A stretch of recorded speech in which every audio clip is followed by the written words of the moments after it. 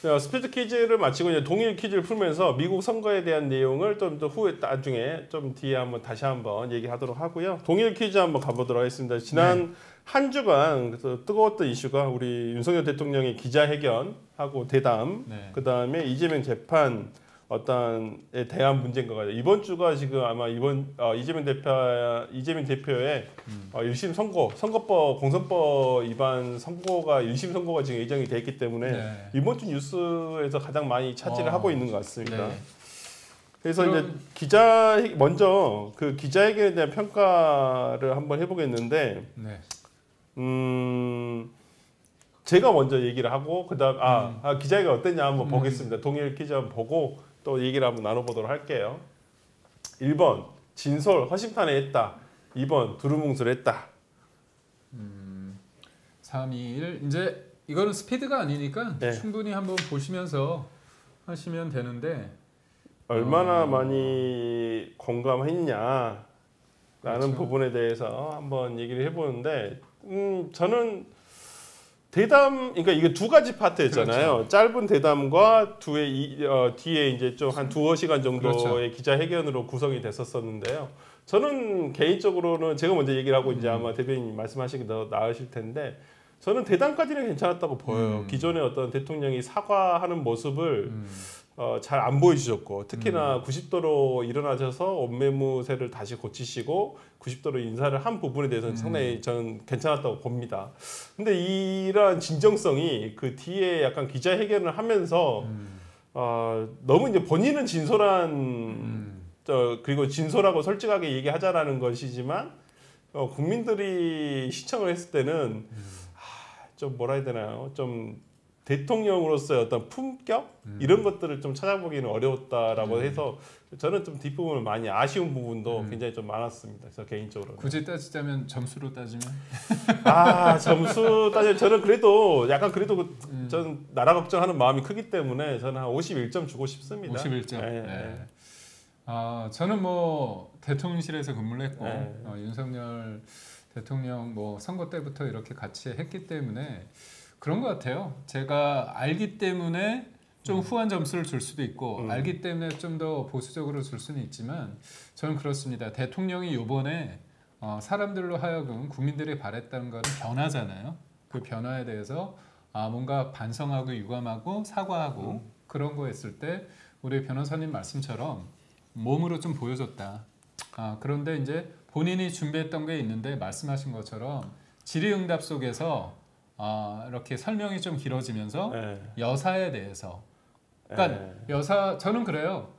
민주당이 공격하는 지점에 대해서 일정 부분 정치적인 공략이 있다. 근데 본인의 배우자에 대해서 대통령이 악마했다 딱 하면 그게 국민들이 볼 때는 또 이제 국민보다는 여사를 좀 생각하는 거 아니냐. 대통령으로서 국민을 생각해야 되는데 남편으로서 배우자를 본다. 그런 거에 대한 어떤 지적은 좀 아픈 것 같아요. 근데 조금 저는 기자 질문에도 있었지만은 좀 구체적으로 어떤 부분에 대해서 사과를 하는 것이다. 그리고 이런 부분에 대해서는 내가 앞으로 어떻게 하겠다라는 좀 그런 부분들이 있으면 좋겠다고 생각이 드는데 저는 두 가지 느낌이었어요. 정말 지난주에 받았던 느낌. 지금은 좀 마음이 그래도 많이 누그러진 건데 지난주에 이 기자회견을 보고 느낀 점은 뭐냐면 그 약간 우리 축구 선수가 승부차기에서 마지막 골을 차서 이걸 넣어야 되는데 뻥 하고 날려버렸던 그런 느낌이었어. 정말 기회를 날렸다. 망했다라는 부분. 그 다음에 좀 그런 부분에서 또 한 가지 느낌이 뭐였었지? 아까 말하려다 잊어버렸는데 우리가 이제 그 시간 때문에 일단 한번 결과를 한번 봐볼까요? 저희가 세대부터 보잖아요, 그렇죠? 세대별 두루뭉술했다가 대다수를 차지하고 10대, 있고 20대 100% 거의 뭐 그래도 50대가 좀 그래도 후한 점수를 좀 주긴 줬는데 1대 3 정도 비율로 받고 그러니까요. 좀 많이 하여튼 대다수의 어떤 그 참여자분들이 또 이렇게 생각하신다는 거. 그다음에 한번 성별로 한번 봐보겠습니다. 성별로 크게 차이는 없을 것 같아요. 뭐 거의 그렇죠? 비슷하게 생각하시는 것 같고요. 뭐 좀 여성분들이 조금 더 아무래도 좀 그런 감성적인 부분을 생각할 거고 전체 한번 결과 한번 봐볼까요? 뭐 대동소이하네요. 네. 거의. 근데 저는 그런 것 같아요. 그러니까 아까 두루뭉술했다는 것도 조금 저는 기자 질문에도 그런 게 있었잖아요. 맞아요. 네. 부산일보 기자라든지 경향신문 기자라든지 뭐에 대해서 사과하는지 모르겠다. 그러니까 그거 있잖아요. 남녀간에 싸웠는데 잘못했어. 뭘 잘못했어. 그러니까 아니 그냥 다 잘못했어. 약간 이런 느낌이었어요. 그래서 좀 더 이렇게 구체적으로 말씀하셨으면 최근에 특히나 문제가 되고 있는 명태균 씨 문제라든지 이런 부분에 대해서 그냥 너무 그냥 두리뭉실하게 그냥 다 이렇게 그러니까 추상적으로 얘기를 하시는 건 아닌가라는 생각이 좀 들어서 매우 아쉬웠다. 제가 그 부분에 대해서 옹호를 하자면, 네, 옹호하시면서 하셔야죠. 빙의를 해서 네. 한다면 뭐냐면 이게 기자회견 관련해서 언론에서 주문했던 게 있습니다. 다 내 탓이다. 그리고 자꾸 법적으로 들어가면 안 된다. 그런 생각이 좀 있었던 것 같아요. 그러니까 국정의 책임자로서 모든 게 나의 불찰로 됐고 유감 표명을 한 거 맞는데 어떤 사안에 대해서 구체적으로 얘기를 하다 보면 결국은 도의적인 책임 말고 법적인 책임까지 얘기를 하면 야당은 그걸 가지고 이제 그냥 비판이 아니라 비판을 넘어서 대통령 탄핵까지 그런 수순으로 가려고 하는 데 있어서 요 명태균 씨를 하려고 하는 게 있잖아요. 제로로 쓸.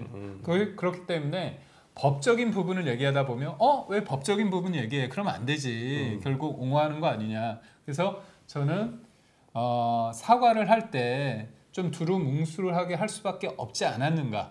그런 생각은 좀 하는데. 생각은 하는데 좀 듣는 이제 기자분들이라든지 어떤 국민들께서는 조금 더 구체적인 얘기가 나왔으면 좋지 않았을까라는 생각을 하신 것 같고 저는 뭐 지난주에 어떤 대통령의 기자회견도 일단 중요하다고 보지만은 뭐 앞으로의 대통령실에서 어떤 변화를 가져갈 것인가 어떤 메시지를 줄 것인가 그게 더 중요한 문제 같아요. 그러니까 이제 변화하신다고 했으니까. 그러니까 이번에 이제 재밌는 상황이 있는데 한동훈 대표가 대통령과 차별을 했죠. 각을 셌는데 대담 이후에 굉장히 뭔가 같이 하는 스탠스를 보이잖아요. 근데 그거는 저는 여당 대표로 그럴 수밖에 없다. 특히나 한동훈 대표가 얘기했던 게 뭐냐면 여사 활동 중단, 그다음에 특별감찰관 임명, 그다음에 쇄신이잖아요. 인적 쇄신. 근데 여튼 요번에 에이펙이 가거든요. 에이펙하고 G20이 있는데 남미 가는 게 있는데 여사가 안 갑니다. 우선. 그다음에 두 번째는 특별감찰관 임명 관련해서 연기하지 않는다고 얘기를 했고 그다음에 요번에 강훈 전 비서관 관련해서 이 건물이죠. 한국관광공사 맞네요. 사장 관련해서 자진 사퇴를 하고 그다음에 또 강기훈 선임 행정관 관련해서도 뭔가 변화가 있을 것이라는 시그널이 나오고 있거든요. 좀 근데 속도가 이시했으면 좋겠어요. 속도감이 너무 늦어지면 뭐 안 하는 이만 못하는 게 아닌가라는 생각이 들어서 뛸 땐 뛰어야 된다고 생각합니다.